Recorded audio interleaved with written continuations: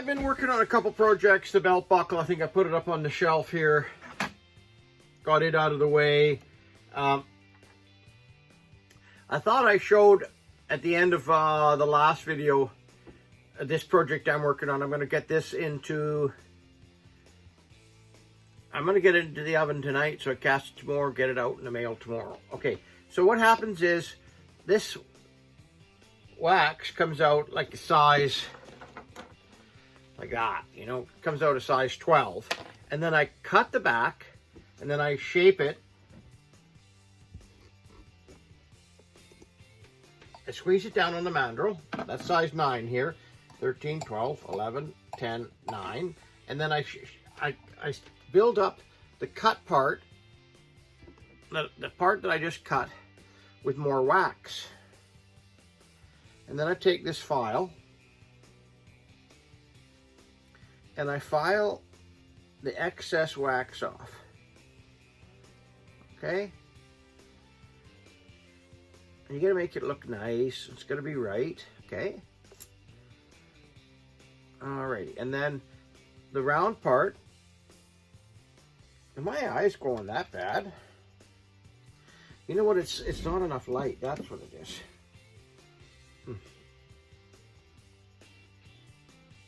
Now you don't want to file the thickness of the band away. You just want to get that piece that you were working on. Oh, there's the term. Perfect. Okay, so nice fine file. Okay.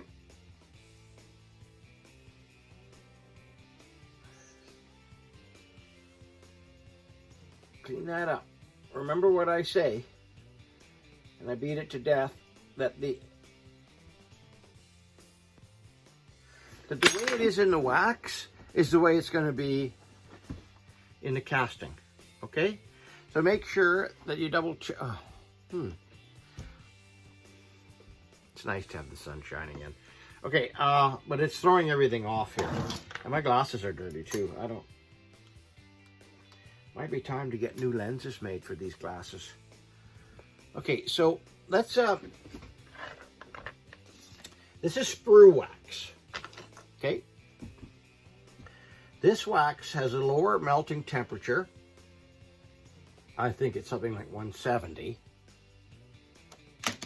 Then the red injection wax, which is about 180, 185. And it's important because you want the sprue to get out of the way of the wax that you've made the model out of. This way the channels are empty. You don't want to make a sprue out of something that isn't going to melt before the wax pattern. Because if you do that, it's like a cork in the bottle then. And then this wax, like the bottle wax, will melt and it'll actually infuse itself into the investment. And it's important. The cycle in which these things steam out of the investment is important. Okay, so when I put this onto the base now, I'm going to put a flask around it, and then I'm going to put the investment around it.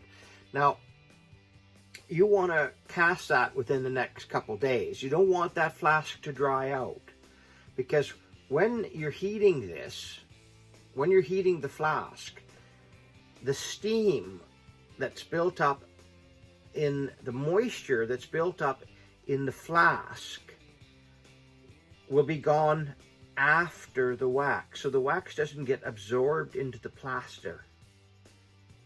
So the sprue, this is all started because of the sprue wax. The sprue wax melts first.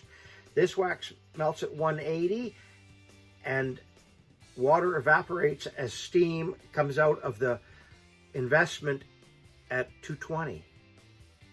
So that's why you run your flask up to 300 and let it sit there for a while, for an hour, so that process can happen.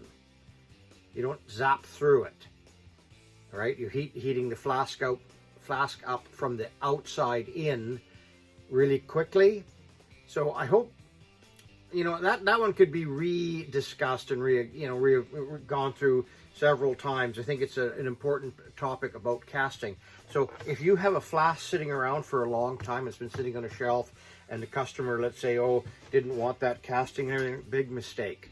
So if you're going to cast that thing, then soak it in water for a while. Soak it in water not overnight. Soak it in water for an hour or something like that, and then let it sit overnight, and then put it into the oven the next day. The moisture, the moisture in the investment's important, and so are the types of waxes you use. Okay, so I'm gonna go get a sprue base. We're gonna get that. Okay, so another thing is you have a notepad always around and a pen. I weighed this. Oh, geez, I'm sorry. I weighed this. This whole thing weighs. It's number one, 3.1 grams, and then 3.1 grams, and then what is it? It's a sterling silver skull ring. Okay, and then you know you've already done it size 9, but if you had a whole bunch of things here, you would go size 9, right? So that this tells you what this is, right? That's that job. But it also tells you tomorrow, because I'm going to show you how to do this. Okay, let's get this. So now I've got the sprue on there. I've explained the sprue, why we use sprue wax. And I'm only doing the one. Now I double checking that all the little things are right with it, that nothing's broken. I don't want to fix it afterwards. I want to cast this, tumble it, put it in the acid. Sorry, cast it, put it in the acid, tumble it, and get it out the door. It should be a straightforward job. Custom. It's one of my in-house patterns. Nobody else has got this, and I pride myself in doing this type of work. It's just great stuff. Okay, look at that. All right. So now I've made a list, and let's go over and invest it. Okay. I'm going to move the camera around a little bit. So here I've got it on the sprue base. I got it all set up and everything like that. Now I got my little go-to place where I keep all my stuff, right? Here is a flask. Oh, sorry, Ryder. Ryder's watching me too. Okay, look at that. So I've made a cup out of this now. Then I take this and a felt pen and I mark it with a number 1. Remember what I said? That was number 1. So if I'm doing several items, I know that this is number 1. And then I can go to my list. I go to my list and I check my list.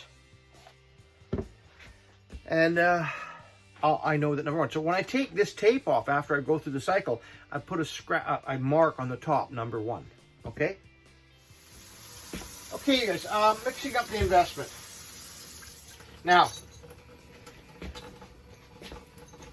don't mix the investment like this if you're not too sure what you're doing. Weigh it out. But for me, I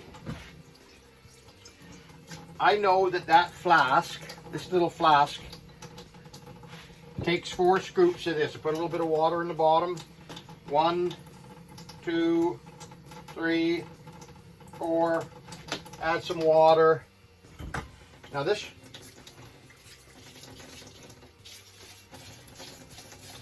okay? I know what my consistency's got to be like. So I've done this for 40 years. But if you don't know, then weigh it out. And then even the instructions say, depending on what altitude you're at and what the moisture content is and everything, it's to eye. So unless you're in a professional casting house and but if you're an artisan, get used to knowing what the consistency is. Weigh it a few times, like I did at the beginning in my career, and then I weighed it and everything like that. I knew what it was. And then, but you can tell now, after a certain period of time, you know what your consistency should be. Okay, you guys? So,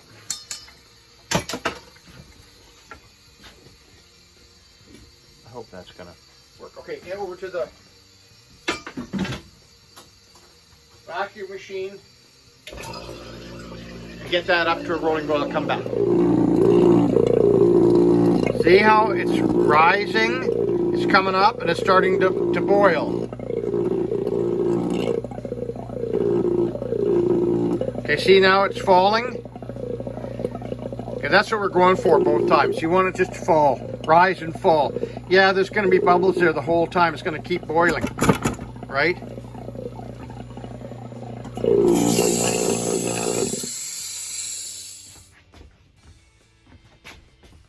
Okay, there's the little flask. I just showed you that come to a rolling boil. And now pour that in here. Right? Oh, made a mess.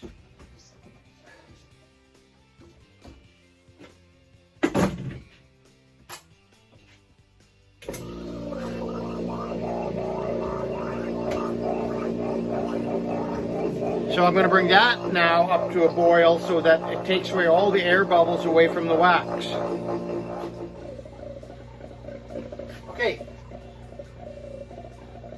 That's up to a boil. Now, when it comes to the flask with the wax in and everything like that, no hitting it, no banging on it and everything like that. That's the whole idea, that it's just come to a boil. Okay, you guys.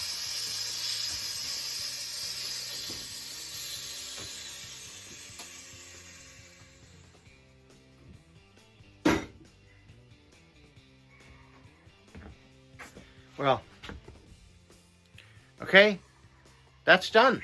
So now put this aside. Don't move it around a whole bunch. Just put it to the side. Clean up your area, because that's just the way to do it. Don't move this now. Don't touch this. Just put it in its spot, right? Put it out of the way. Don't touch it. Done. Okay, you guys, that's going from a wax. Let me sit down here while I think about this for a minute. Okay, so what did we add today? Did we do anything about the horse? Maybe I'll end the video off. We'll go outside, see the horses a little bit, give Ryder a treat. And there was a hawk being chased by a crow not too long ago, 5-10 minutes ago. Maybe we'll see if they're out in the back still. You guys have a great day. So if you like what I'm doing, hit the subscribe button, hit the like button, make a comment. YouTube really likes that stuff. So I think we're closing in on 9,400 or somewhere around there, 9,350. It went up and it dropped down there because I didn't post a video for about 4 or 5 days. So I'm going to try to post a video every day now and see what type of results that gets me. I like to do the big push to get over 10,000 subscribers. So hit the share button, hit the like button. Okay, you guys have a great day. Bye. Well, what a beautiful day out on the farm today. It's only about 10:30. I was up early today. I'm up early all the time. Let's just say hi to the goats. Yeah, the eagle, the hawk and the crow are gone, but let's say hi to the goats. Hello. And there's little Hazel. Hi, Hazel. Hi. And then here's our favorite Ryder. And these are little treats. I keep them in the studio. Hi, how are you doing? Hi. Oh.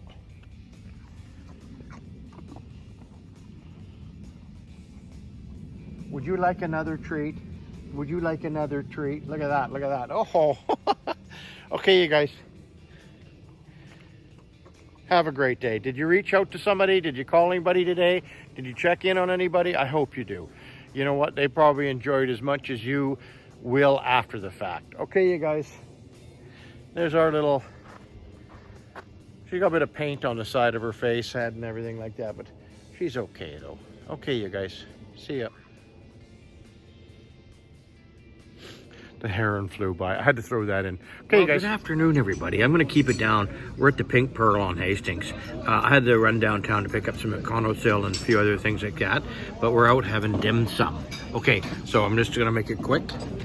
Hi, my lovely Italian. What do you got? Delicious. There's some sticky rice. What's that?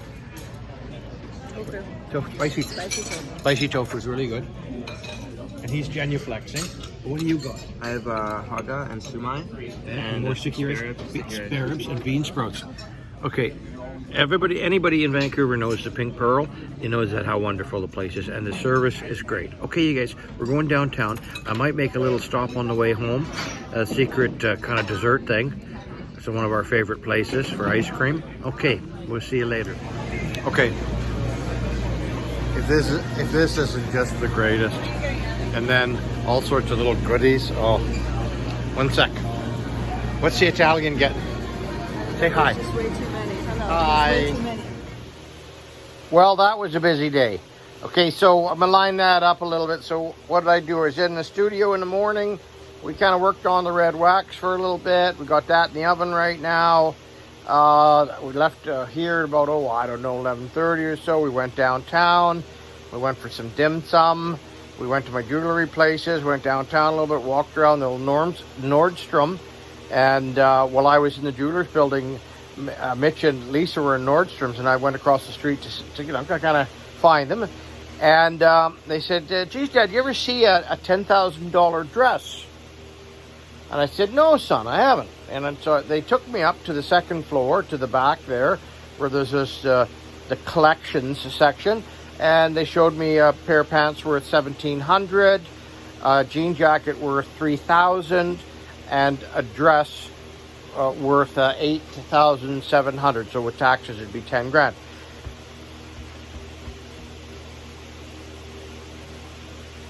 I'm not saying anything.